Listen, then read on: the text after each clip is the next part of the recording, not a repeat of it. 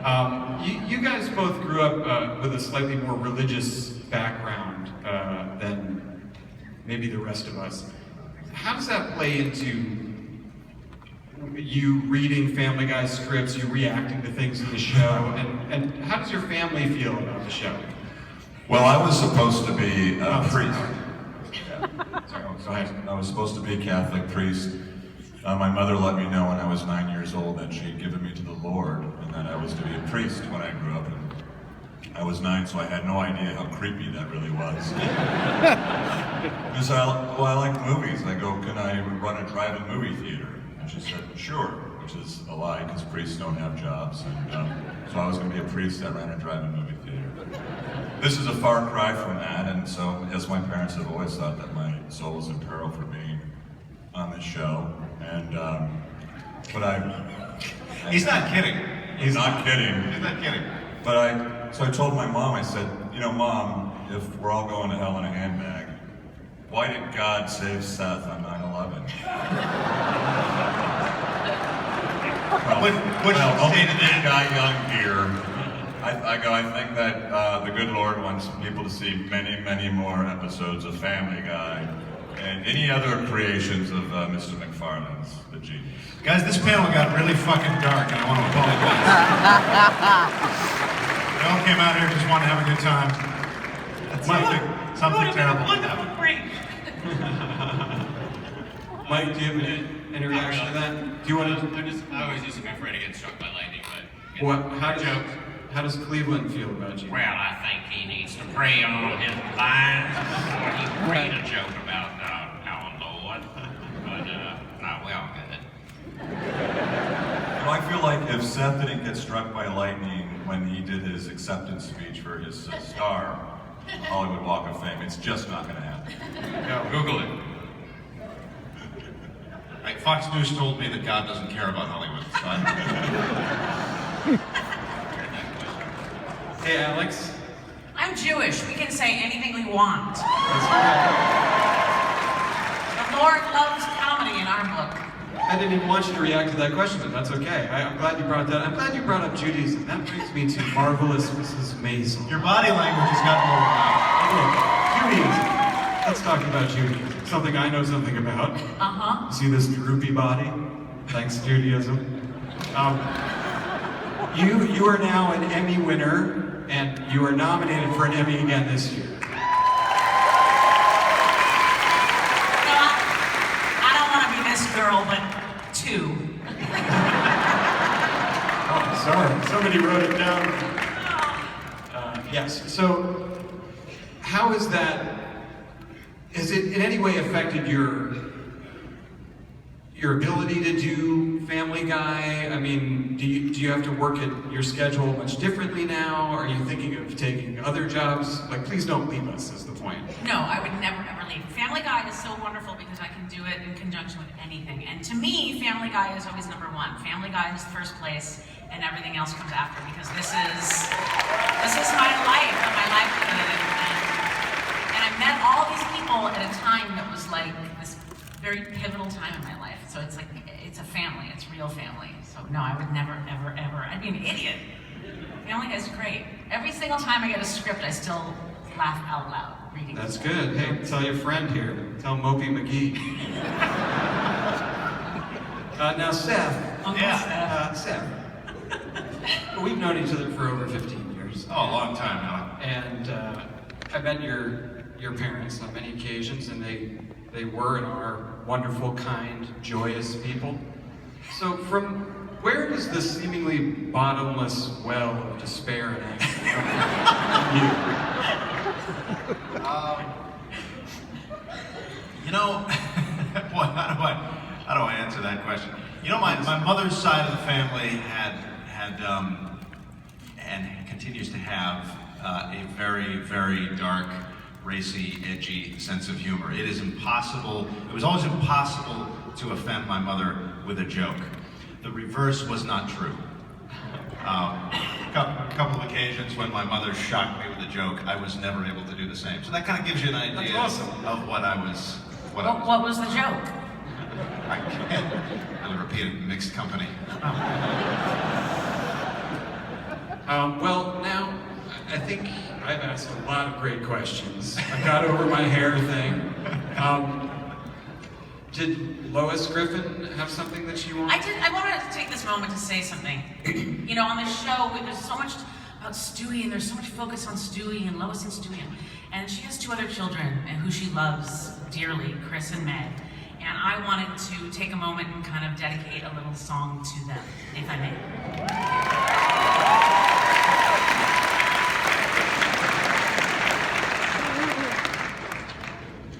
Should I come out? You're in charge. You let me know if anything's hanging out.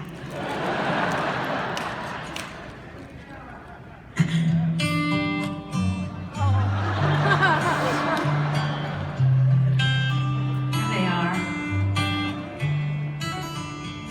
Meg. Tell me something, girl. Are you happy in this modern world? Or do you need more? Is there something else you're searching for?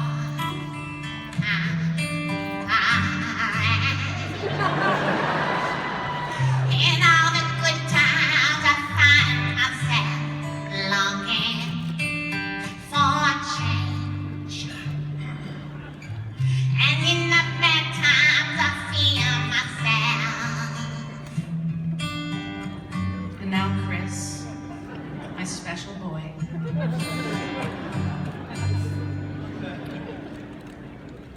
Tell me something.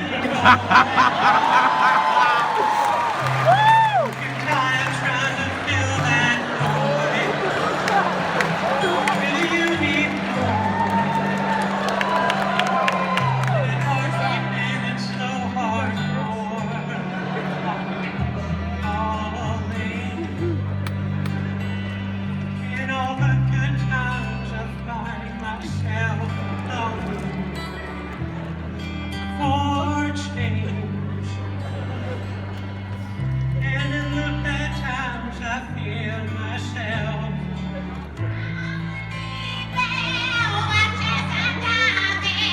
I'll never meet the ground. Right through the surface where they can't hurt us, and far from the shallow now. In the shallow,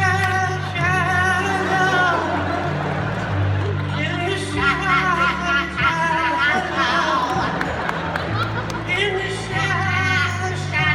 shallow, we're far from the shallow now. It's like being on stage with Epstein.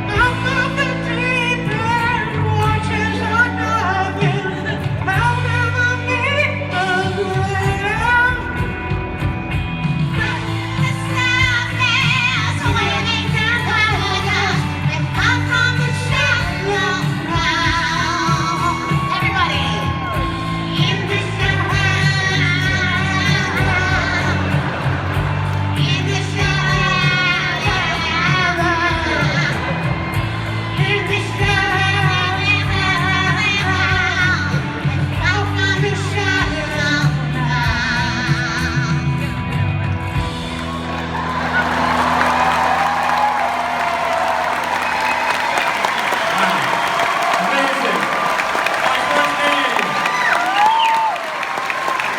Awesome! Awesome, man. That was great. Woo. The applause almost lasted till you sit down. All right, we're gonna open it up to some Q&A right now. I thought it was called Swallow when I agreed to do it. What? Yeah. All right, so let's line up for some questions. No. We'll take okay, Georgia Bulldogs, right here. What do you got? Go Dogs. Family Guy cast, it's an honor to meet all of you. I'd like to ask you a question.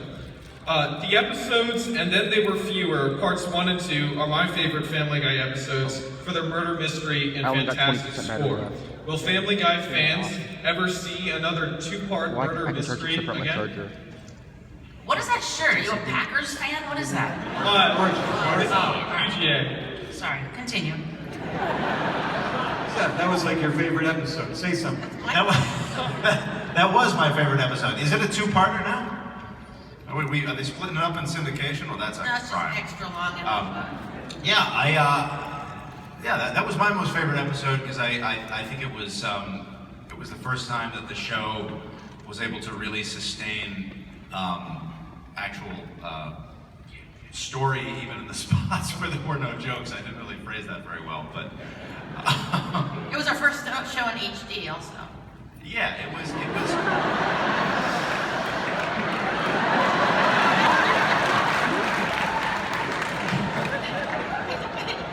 I think it is very possible that we would do that again, yes. All right, next question. Yes, who? A young man in the gray. There's a ton of insane stuff on the show, but I think the craziest is the chicken fight scenes.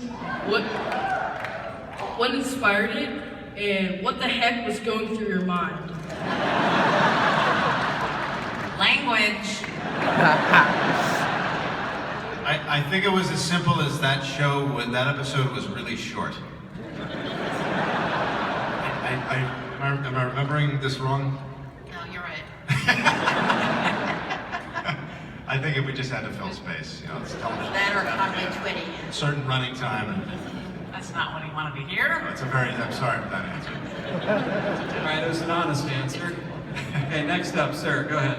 Yes, a quick question. If you're going to do a live version of the movie, who would you cast as all the characters?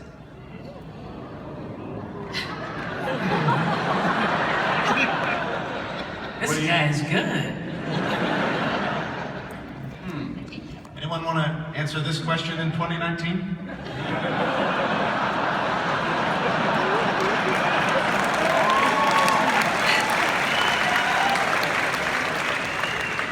I'm thinking Zendaya. Sure has to be. Yeah. So maybe her in all the parts. I still think he could cast me as American Dad.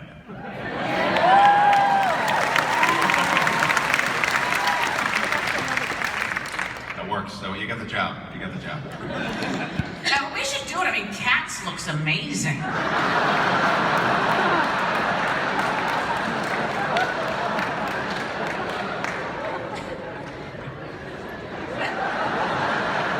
I'm the only one who thinks Cats looks good.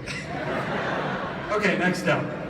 Hi, so one of my favorite one-episode characters is Stewie's rival / love interest, Penelope. Is there a chance we'll ever see her again in a future episode? The one with the Kate Blanchett? Yeah, I think we always kind of look for relationships with Stewie. People his own age. We've got, I think, a new kid across the street, Doug, who's kind of like his new rival, and he's voiced by Chris Parnell. They kind of have a very like middle-class white neighbors relationship. Like, hey, where are you big wheeling today? Hot stuff.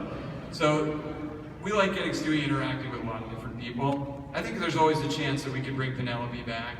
I mean, we tend to do that, and we're running out of ideas. Next. What did you guys pay for these tickets, just out of curiosity? Don't ask it like that. I feel like we need to step up our game up here. What? I've been a huge fan for like 18. I'm 18 years old and I've been watching it my entire life. I love the show so much. I just wanted to ask if there's ever gonna be like a crossover between American Dad and Family Guy, where it's like an actual episode where the characters get to meet each other. Despite the Flintstones meet the Jetsons, I still think it would be a good idea.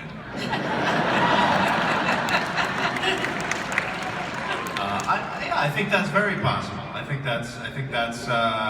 Hey, there's your next hour-long episode right there. Now I gotta give him credit. Thank you. Call me when it's done. You're gonna have to scream in the booth for 2 hours. Okay, next.